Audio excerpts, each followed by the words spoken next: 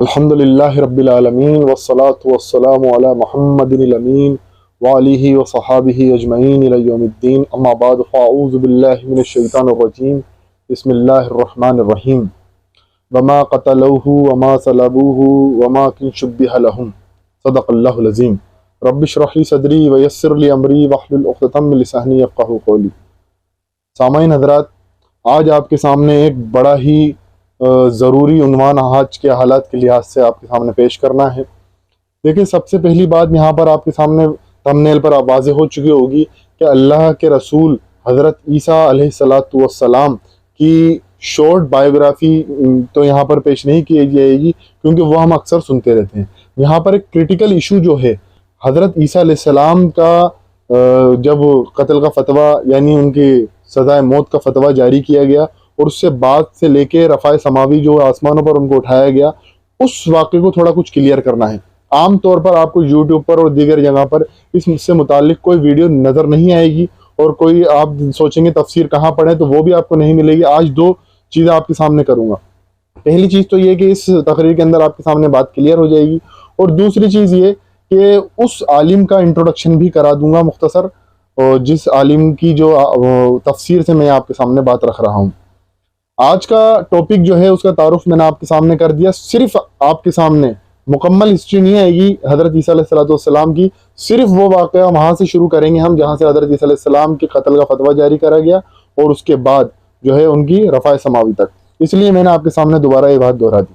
اللہ تبارک تعالیٰ نے قرآن مجید میں جو میں نے آپ کے سامنے پڑھی آیت کا ایک ٹکڑا، سورہ نساء کی آیت نمبر 157 میں اللہ تبارک تعالیٰ ارشاد فرماتے ہیں کہ نہ تم نے اسے قتل کرا وما قتلوہ وما صلبوہ، اور نہ صلیب پر چڑھایا وما شبہ لہم، بلکہ تمہارے لیے معاملہ امبیگوس کر دیا گیا، یعنی تمہیں سمجھ میں نہیں آیا کہ معاملہ کیا ہو گیا۔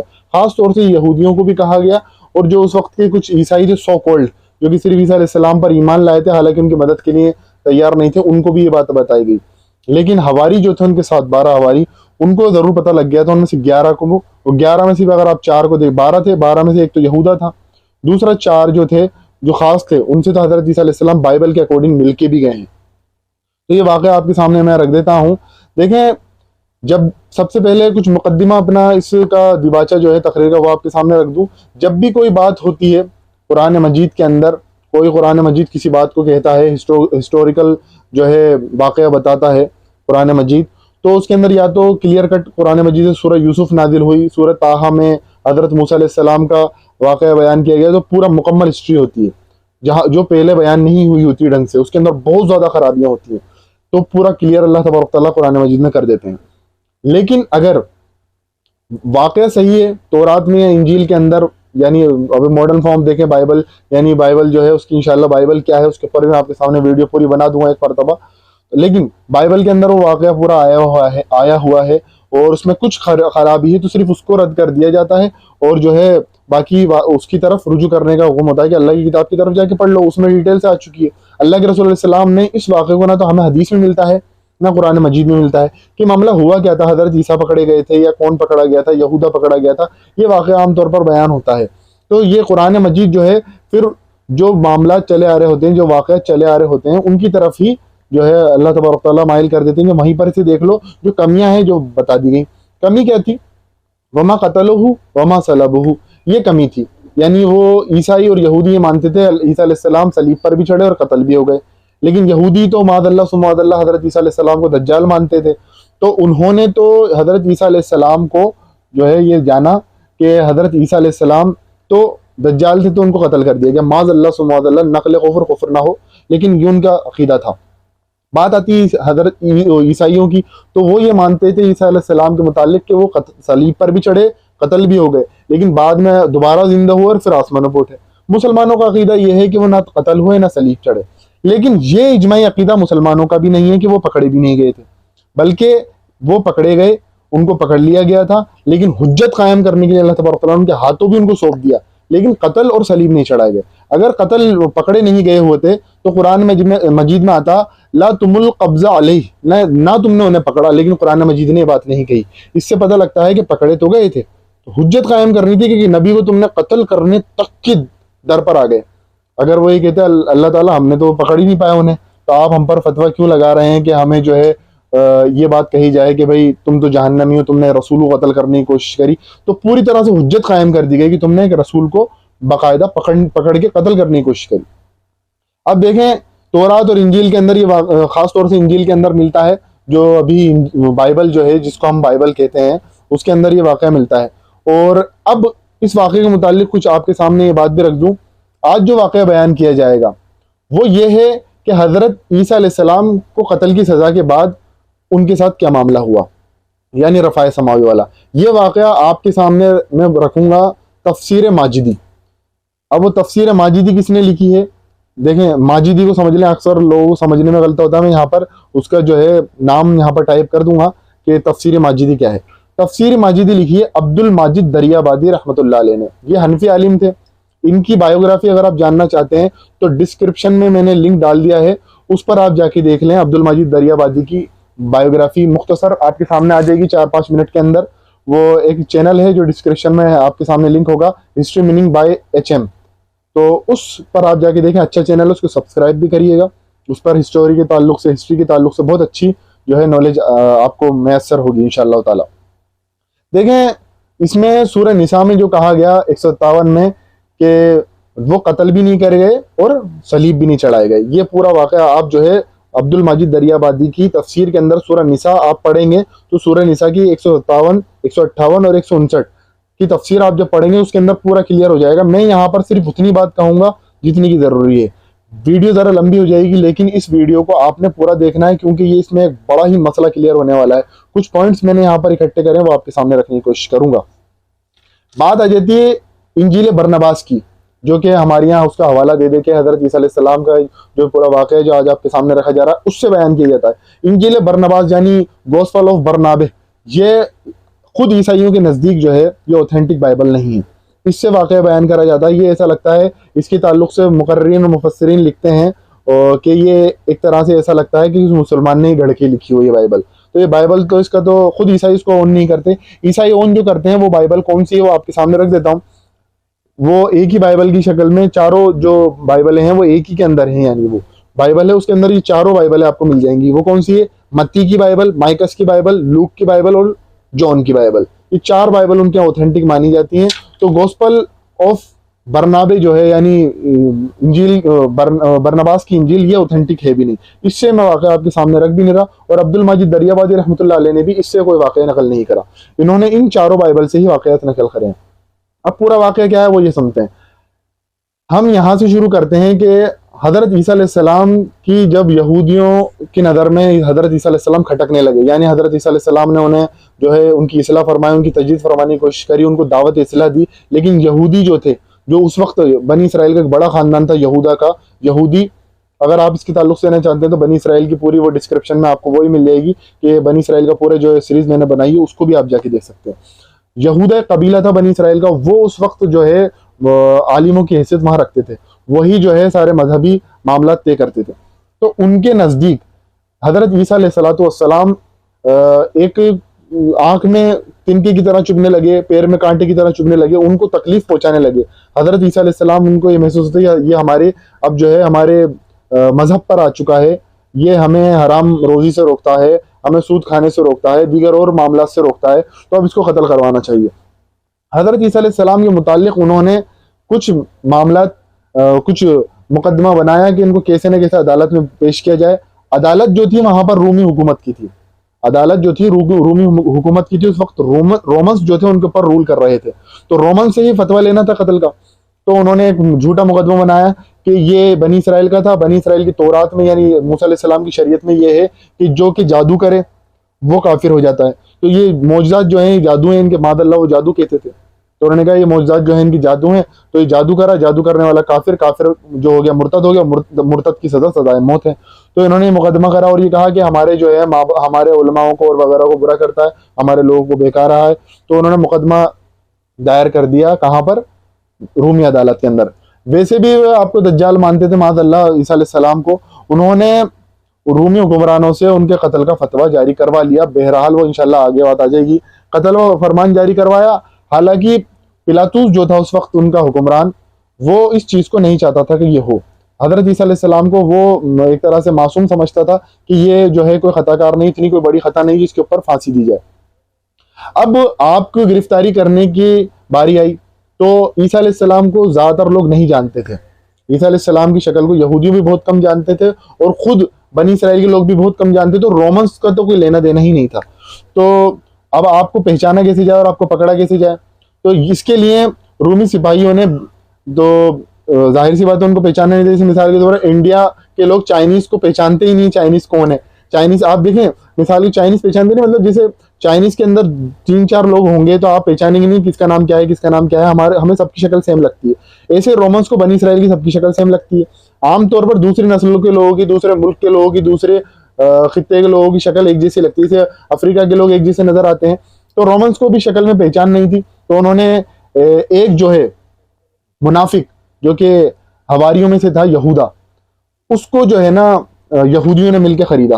بائبل کے اندر آتا ہے، یہ عبد المجید دریاوادی نے بھی لکھا کہ 30 چاندی کے سکوں میں جو ہے یہ یہودا جو تھا 12 حواریوں میں سے ایک حواری، یعنی 12واں حواری جو تھا، 11 حواری تو اس وقت کے مسلمان تھے، لیکن یہ 12واں حواری جو تھا یہودا، یہ بک گیا۔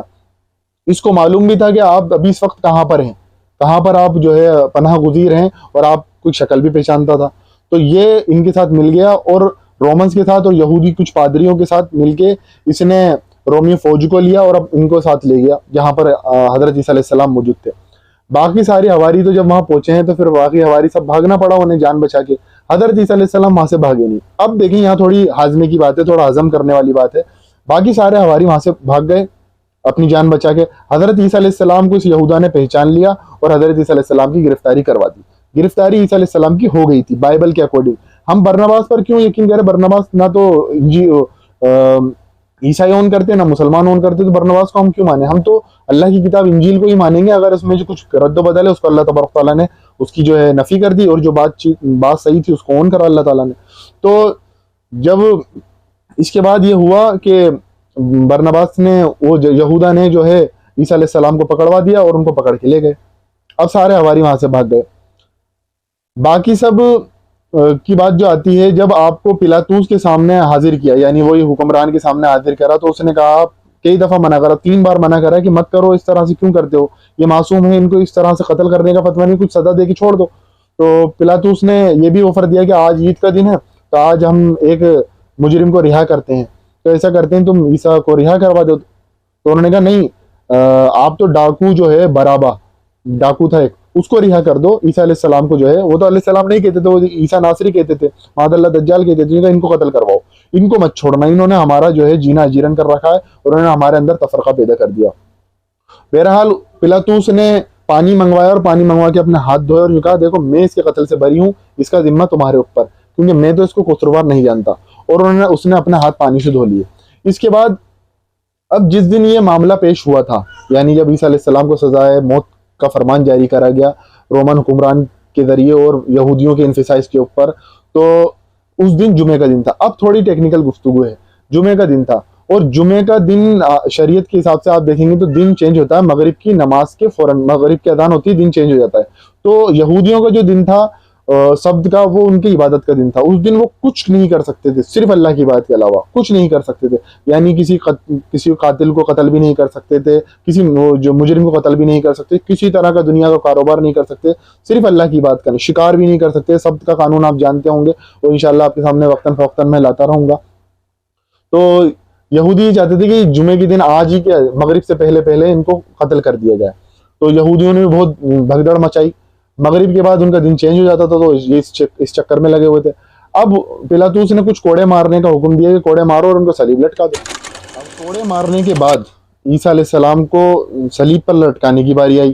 تو اب ہوا یہ کہ اس وجہ سے آپ بہت کمزور بھی ہو گئے تھے، عیسیٰ علیہ السلام آپ کے اوپر کوڑے مارے۔ اب کوئی کہتا ہے کہ ایسے کیسے آپ کہہ سکتے ہو کہ عیسیٰ علیہ السلام پکڑے گئے، تو اللہ کے رسول علیہ السلام پر ظلم نہیں ہوا؟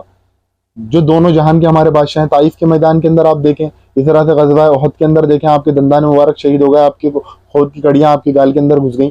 تو معاملہ ہوا، آزمائش تھی یہودیوں کی اور حجت تمام کرنی تھی۔ اس کے بعد بنی اسرائیل کے اندر نبی اور رسول کوئی نہیں آنا تھا۔ تو اب طریقہ موت جو تھا رومنس کا وہ یہ تھا کہ جب موت دینے کسی کو قتل کرنے کرا جاتا تو طریقہ یہ ہوتا کہ صلیب جو ہوتی ہے وہ خود مجرم کو عدالت سے لے کے اور جیل جہاں پر سزائے موت دی جائے گی وہاں تک کھینچ کے لے جانی ہوتی خود مجرم کو. تو عیسیٰ علیہ السلام کو بھی خود صلیب کھینچ کے لے جانی تھی. اب عدالت سے جو ہے جیل بہت دور تھی، اور عدالت کے جو نمائندے تھے وہ الگ تھے، وہ فوجی الگ تھے، اور جیل کے اندر جو فوجی تھے وہ الگ تھے. ان کی ڈیوٹی جیل تک جانے پہ ختم ہو جاتی تھی. اب ہوا یہ کہ اور آپ صلیب کو اٹھانا، عیسیٰ علیہ السلام کا جو آپ بہت کمزور ہو گئے ہیں کوڑے کھا کے، اور آپ کو ظاہر سی بات ہے آپ ویسے بھی زیادہ اس طرح سے کوئی تندرست انسان نہیں تھے، چست جسم کے انسان تھے. تو عدالت بہت دور تھی، وہاں لے جانا صلیب کو بہت بھاری لکڑی ہوتی تھی، اس کو کھینچ کے لے جانا آپ کے بس کی بات نہیں رہی. اور آپ بار بار صلیب لے جانے کی ہمت کرتے لیکن آپ بار بار زمین پر گر جاتے، بار بار لے جانے کی کوشش کرتے، آپ کو اٹھایا جاتا پھر آپ سے گر جاتی. تو آپ بار بار کر رہے تھے. تو یہودیوں کو تو جلدی مچی ہوئی تھی، کیونکہ انہیں لگ رہا تھا کہ اب یہ دوپہر کا وقت ڈھلنے لگ گیا، اب شام ہونے والی ہے، تو جلدی کرو جلدی کرو. اور آپ بار بار گرتے رہتے. تو آپ کے ساتھ 2 مجرم اور تھے، تو ان کو بھی سزا دینی تھی فوری طور پر. تو یہودیوں کی جلد بازی کو دیکھتے ہوئے رومیوں نے، جو رومی فوجی تھے، انہوں نے یہ کہا کہ ایک دیہاتی وہاں پر آیا ہوا تھا، بائبل میں بھی آیا ہے، ایک دیہاتی آیا ہوا تھا شمون قرینی نام کا. وہ اس نے جو ہے ظاہر سی بات دیہاتی تھا، تو انہوں نے کہا کہ تم صلیب جیل تک لے چلو.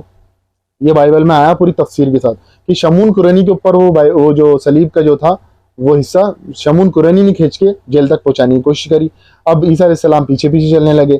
اب یہ بات بھی جان لینی ضرورت ہے یہاں پر کہ رومنس اور اسرائیل کی لینگویج میں فرق تھا.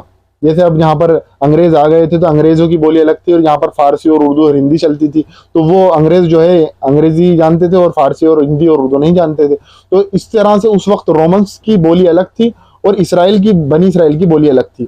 اب یہ جب جیل کے دروازے پر پہنچے ہیں، یعنی عیسیٰ علیہ السلام، شمون قرینی اور فوجی اور یہودی عالم وغیرہ یہ سب جیل کے کنارے پہنچے ہیں، تو اب یہاں پر آپ ضرور کچھ اس پوائنٹ کو نوٹ کریں. ایک تو بھیڑ بہت تھی، اور بہت زیادہ بھیڑ تھی. یہودی آ رہے تھے پیچھے اور عیسیٰ علیہ السلام کو تنگ بھی کرتے، ان کے اوپر چٹکیاں کستے، ان کو تانے مارتے.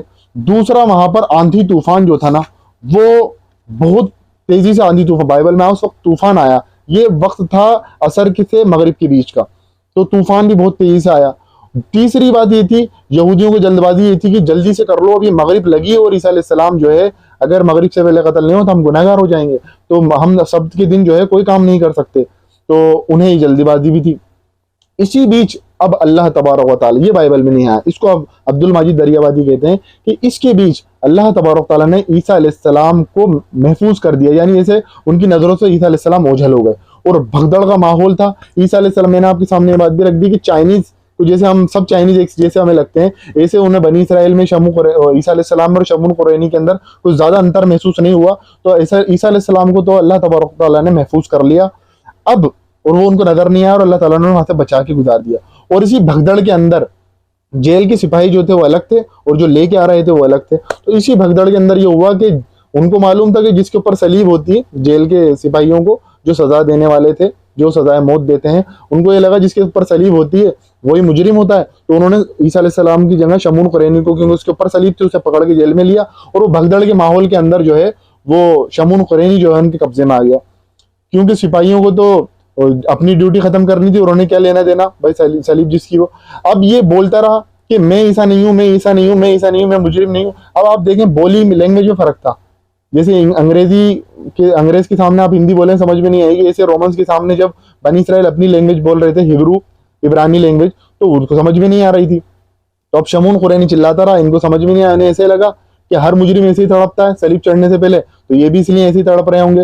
اور پھانسی جو ہوئی ہے نا، وہ شمون قرینی کو ہوئی ہے، جو صلیب پر لٹکایا گیا. اب دیکھیں اللہ تبارک تعالیٰ نے وما قتلہ وما صلبہ، نہ تو قتل کیے گئے نہ صلیب چڑھائے گئے، وما کن شبہ لہم، بلکہ ان کے لیے معاملہ ایسا کر دیا، مشتبہ کر دیا معاملہ کہ انہیں سمجھ میں نہیں، امبیگوس کر دیا معاملہ، ان کی سمجھ میں نہیں آیا.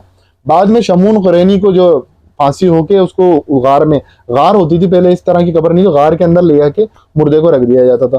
مردے کو ان کو شمون قرینی کو دفنا دیا، ادھر عیسیٰ علیہ السلام محفوظ ہو گئے.